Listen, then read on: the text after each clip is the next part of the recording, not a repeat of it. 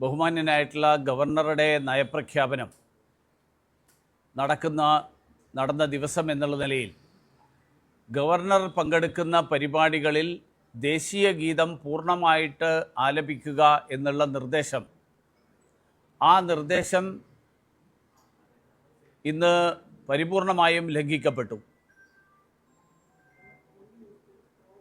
വന്ദേ മാതരത്തിൻ്റെ 150-ാം വാർഷികത്തോടനുബന്ധിച്ചാണ്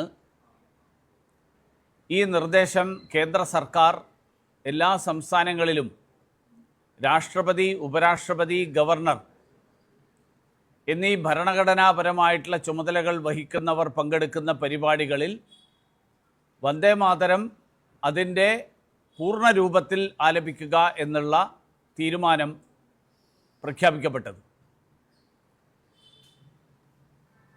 വാസ്തവത്തിൽ ഇന്നത്തെ കേരള നിയമസഭയുടെ ഈ നടപടി ലോക്ഭവനെയും ഗവർണറെയും അതോടൊപ്പം ദേശീയ ഗീതത്തെയും അനാദരവ് കാണിക്കുന്ന നടപടിയായി.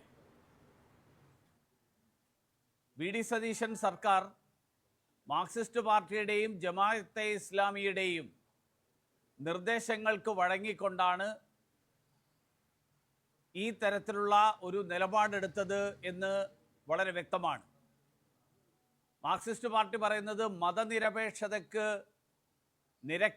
നിരക്കാത്ത പരാമർശങ്ങൾ, വരികൾ അതിലുണ്ട് എന്നാണ്. ഞാൻ ആവർത്തിച്ച് ആവശ്യപ്പെടുന്നു, മാർക്സിസ്റ്റ് പാർട്ടി വ്യക്തമാക്കണം ഏതൊക്കെ വരികളാണ് അന്യമതങ്ങളെ വ്രണപ്പെടുത്തുന്നതും മതനിരപേക്ഷതയ്ക്ക് നിരക്കാത്തതുമായിട്ടുള്ള വരികൾ ഈ വന്ദേ മാതരത്തിലുള്ളത്.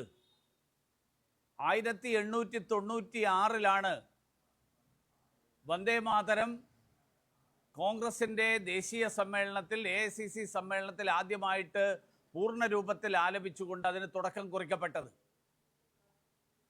അതിനുശേഷം എന്നു മുതലാണ് കോൺഗ്രസിന് വന്ദേ മാതരം മതനിരപേക്ഷതയ്ക്ക് യോജിക്കുന്നതല്ല എന്ന് തോന്നിത്തുടങ്ങിയത്?